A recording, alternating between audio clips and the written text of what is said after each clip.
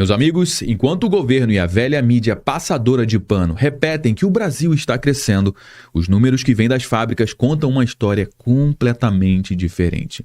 O país que produz, que acorda cedo, que liga a máquina, que paga imposto e que emprega, está parando lentamente. E não sou eu que estou dizendo isso. Acaba de sair o novo relatório do Panorama da Pequena Indústria, divulgado pela CNI, a Confederação Nacional da Indústria, que mostrou que o desempenho e as finanças das pequenas indústrias brasileiras pioraram no terceiro trimestre de 2025 e, infelizmente, essa não foi uma queda isolada. Esse foi nada mais, nada menos que o terceiro trimestre consecutivo de retração. O índice de desempenho das indústrias caiu para 46,3 pontos e o da situação financeira das indústrias despencou para 41,1 pontos. Para quem não está acostumado com esse tipo de número, qualquer coisa abaixo de 50 pontos significa que o setor está encolhendo. Ou seja, eu estou te provando com números oficiais que a engrenagem que move a economia do país está travando nesse momento. Mas, Josué, quais são as perspectivas para o futuro? Infelizmente, elas não são nada boas, porque o índice de confiança do empresário industrial,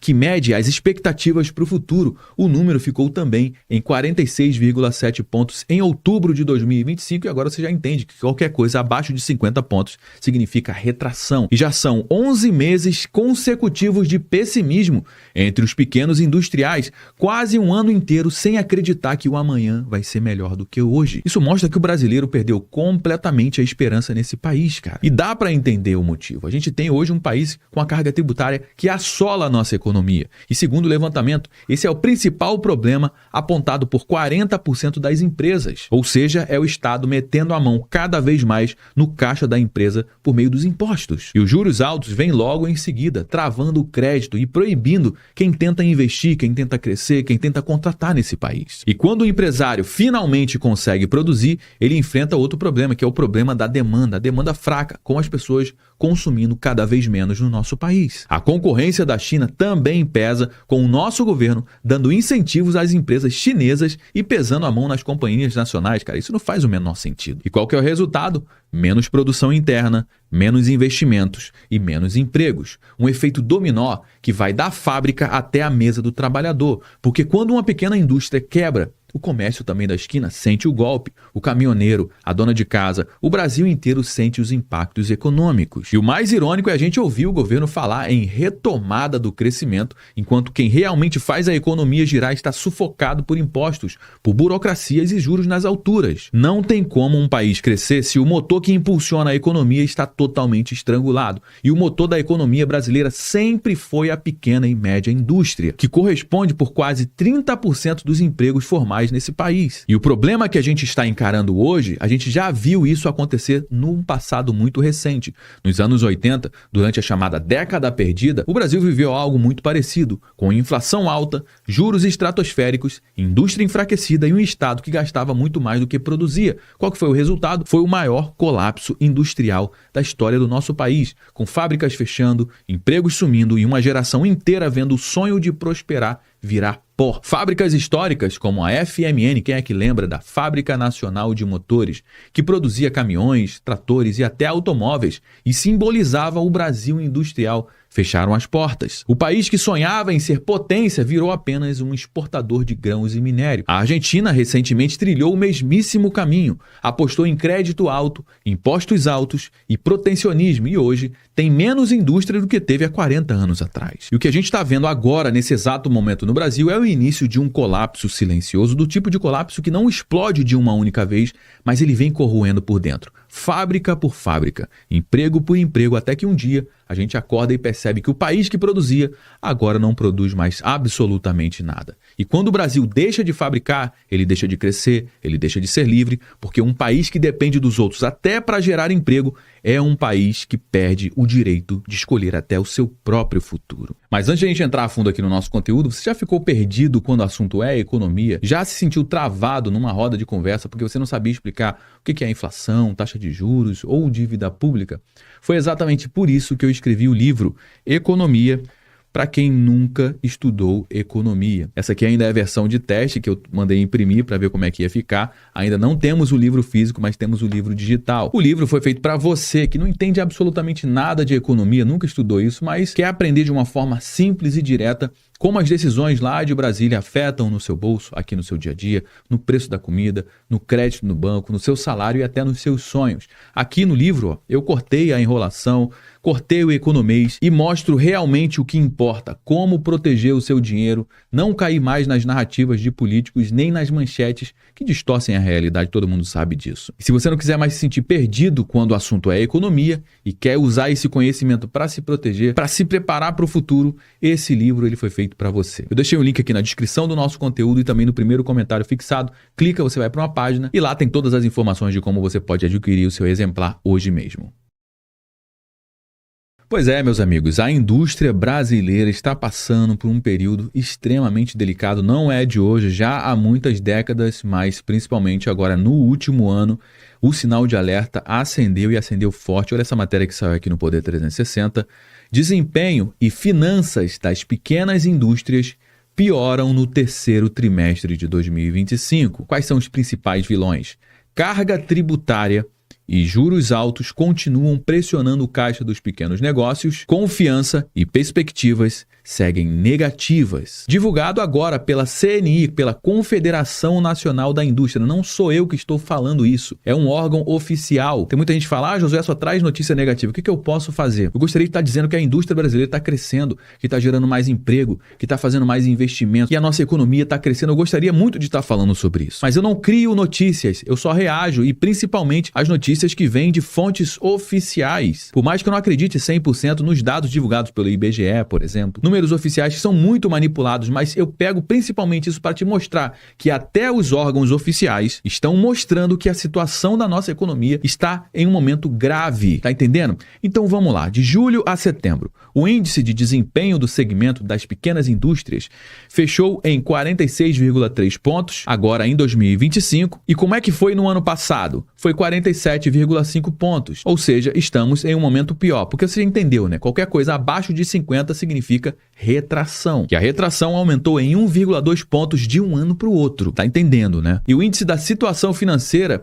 caiu de 42,8 pontos em 2024 para 41,1 pontos. Quanto maior esse número, melhor a saúde financeira do segmento. Então, se está ali no 50, significa que está no 0 a 0. Qualquer ponto acima de 50 significa que está em crescimento. Abaixo de 50 significa que está em retração. E por que a gente está nessa retração? Segundo a especialista da CNI, ela atribui ao cenário negativo da nossa economia. Por mais que o governo, a grande mídia, tente pintar uma novelinha, um quadrinho bonitinho, que as coisas estão indo maravilhosamente bem, o que a gente está vendo com números, com dados, é que as coisas estão indo exatamente o contrário de bem. Existe um cenário negativo na nossa economia. Vamos listar aqui os principais entraves, os principais problemas. A elevada carga tributária. Ou seja, a indústria está dizendo, olha, o governo está cobrando muito imposto que está sufocando a nossa produção. Outro entrave, taxa de juros alta. Demanda interna insuficiente. O consumo está diminuindo. As pessoas estão comprando menos produtos da nossa indústria. E aí a gente pode colocar na mesa fator econômico. As pessoas estão com menos crédito, estão endividadas, estão inadimplentes, elas estão consumindo menos. E quando ela vai consumir, o que ela vai fazer? Ela vai comprar um produto de segunda mão, um produto mais barato. Ou então ela vai buscar no mercado um produto com um custo-benefício melhor. Geralmente vai vir da China, com o subsídio do governo brasileiro. Esse é o modelo de governar do Lula. Outro problema, outro entrave, falta ou alto custo de trabalhador qualificado. Ou seja, não tem gente para trabalhar, gente qualificada. O Brasil não forma profissionais. E pela lei da oferta e da demanda, quando tem menos profissional ali para trabalhar naquele setor, o que vai acontecer? O salário dele tem que ser mais alto. E a indústria ela poderia investir em tecnologia,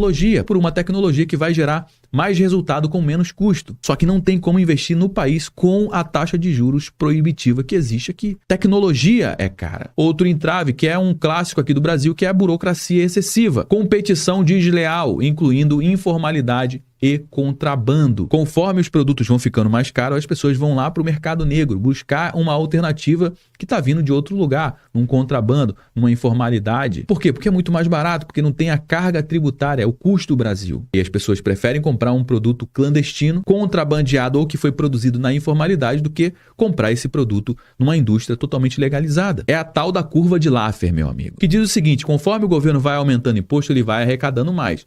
Só que vai chegar em algum momento que ele vai aumentar e o que vai acontecer? Ele vai arrecadar menos, mesmo ele aumentando. Por quê? Porque as pessoas não vão mais consumir aquele produto, ou quando ela precisar comprar, ela vai comprar na informalidade, na ilegalidade. E o governo ele vai arrecadar menos, podendo chegar até a zero. Essa é a curva de Laffer e parece que isso está acontecendo em vários setores aqui no nosso país. E além disso, o índice de confiança do empresário industrial para pequenas indústrias ficou em 46,7 pontos em outubro de 2025, indicando a falta de confiança pelo 11º mês consecutivo. 46,7 pontos, você já entendeu que abaixo de 50 significa que está em retração. Em outubro de 2024, esse número estava em 51,9 pontos, ou seja, de um ano para o outro saiu de esperança para a nossa economia para total desesperança, desconfiança com o futuro da economia do nosso país. Esse gráfico é muito importante, ele mostra pra gente o peso da indústria no PIB do Brasil e, cara, olha só que tristeza. Lá em 1985, a indústria brasileira representava 48% do PIB. Ou seja, a gente estava num processo de industrialização muito forte. Mas a partir ali da década de 90, olha o que aconteceu com a indústria brasileira, cara. Olha que tristeza. Em 2003, a indústria brasileira estava representando aqui, 27% do PIB. Em 2017, estava ali em 21% do PIB, mas esboçou uma reação em 2018, 2019, 2020. Só que a partir de 2022, a indústria brasileira voltou a ter uma queda e hoje representa 24,7% do PIB brasileiro. Ou seja, está claro que existe um processo de desindustrialização rodando no nosso país nesse exato momento. Bom, os números que eu acabei de apresentar não são apenas números frios, são o retrato da exaustão de um setor extremamente importante para a nossa economia. Os números foram claros. O Brasil está produzindo cada vez menos e não é por falta de gente boa, de talento e de vontade de trabalhar, não é isso. É porque o ambiente produtivo do Brasil virou uma verdadeira piada. Imposto absurdo, crédito caro e um governo completamente perdido e descontrolado. A Agência Brasileira de Desenvolvimento Industrial, a ABDI, mostra que entre janeiro e maio de 2025, a indústria da transformação, a que fabrica desde peças até alimentos, encolheu 0,6% e pode parecer até pouco. Mas na prática, isso significa cerca de 10 bilhões de reais a menos circulando na economia real. Isso significa menos caminhão na estrada, menos turno na fábrica, menos gente trabalhando com dignidade. E o governo, o que o governo faz? O governo comemora recorde de arrecadação, saqueando cada vez mais o bolso do brasileiro com uma carga tributária absurda. Mais dinheiro entrando para os cofres públicos e menos produção acontecendo no chão da fábrica. É o tipo de recorde que deveria ser uma vergonha, mas eles comemoram. E o resultado tá aí. O país que fabricou até caminhão na FNM, motor de avião na Embraer e aço na CSN, hoje importa até parafuso e brinquedo de feira da China. A indústria brasileira, que já chegou a representar mais de 40% do PIB nos anos 80, hoje mal passa dos 24% segundo o IBGE. Ou seja, meu amigo, a gente está diante de uma recessão histórica. E o mais triste é ver o trabalhador brasileiro virando um mero espectador. Ele vê a fábrica fechar, ele vê o emprego sumir, ele vê o preço de tudo subir absurdamente e ainda escuta o governo dizer que estamos crescendo. Crescendo para onde? Crescendo no investimento em propaganda? No rombo das contas públicas? Na inadimplência das famílias? Essa é a realidade que a velha mídia não tem coragem de mostrar para você. Por quê? Porque eles sobrevivem de dinheiro público. E eles são obrigados a passar pano para as atrocidades que esse governo comete. Porque dói demais admitir que um país que já foi potência industrial hoje está virando um grande armazém de produtos importados da China e de dívida pública. Nesse momento, o Brasil está passando por um verdadeiro paradoxo, porque a gente tem uma safra muito boa, uma safra recorde de grãos, só que o campo brasileiro vive uma dificuldade financeira absurda. Existe uma epidemia de inadimplência no nosso país e não é só de pequenas empresas, não. Grandes corporações também estão sofrendo com isso. Olha, com inadimplência recorde e perda de rentabilidade, agro vive paradoxo. A produção de grãos na safra de 2025-2026 deve crescer novamente, mas o campo vive dificuldades financeiras. E não é somente o campo, o Brasil inteiro está sofrendo dessa epidemia de inadimplência. Com taxas de juros elevadas, a inadimplência nunca teve tão alta e o número de recuperações judiciais no setor explodiu. Esse quadro tem feito os bancos apertarem as suas políticas de crédito, aumentando a distância entre o financiamento prometido no Plano Safra e os recursos efetivamente disponíveis. O que disse o assessor da Confederação Nacional da Agricultura, abre aspas, Os relatos que temos recebidos indicam maiores dificuldades de acesso aos recursos, especialmente por parte dos médios produtores. Os dados do Banco Central indicam que a inadimplência do crédito rural com recursos direcionados nas operações contratadas a taxas de mercado alcançou 9,35% em agosto de 2025. E bateu recorde, porque esse é o maior índice desde o começo da série histórica do Banco Central, iniciada lá em 2011. E isso está prejudicando demais o setor produtivo do nosso país, o campo do nosso país. Inclusive, tem muita gente que está tirando a própria vida, tem muitos relatos disso acontecendo lá no Rio Grande do Sul, lá no sul do nosso país, o que realmente é uma tragédia e não tem ninguém falando sobre isso. Essa outra matéria também que saiu na CNN diz que o pedido de recuperação judicial de produtores rurais aumentam em 61% em um único ano, meu amigo. Olha só que loucura, os dados estão muito piores do que um período de pandemia. Aqui em 2020 foi a pandemia, 2021, 2022 estava em queda, mas foi entrar 2023, olha o que aconteceu, com o índice de recuperação judicial aumentou absurdamente em 2024. A gente só está parando em 2024. E a tendência é que isso aqui, extrapole, esse gráfico continue. Cadê a turminha aí da velha mídia para dizer que as coisas estão indo maravilhosamente bem, hein? Não estão, meu amigo. Pois é, meus amigos, 2025 tá aí, tá terminando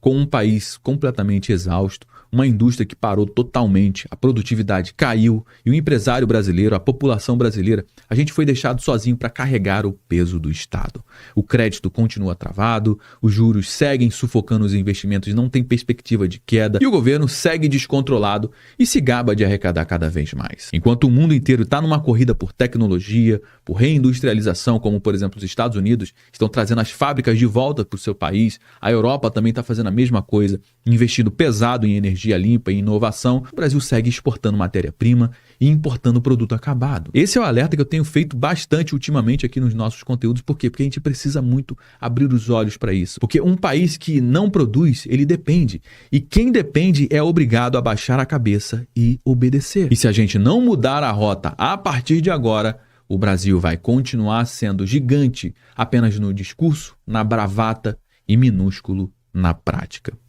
Bom, meus amigos, já trouxe algumas informações aqui no nosso conteúdo de hoje. Todo mundo já sabe que o nosso bate-papo não finaliza quando o vídeo acaba. Na realidade, eu só dei o start, eu só trouxe alguns elementos. A gente vai dar prosseguimento, como sempre, aqui no campo dos comentários.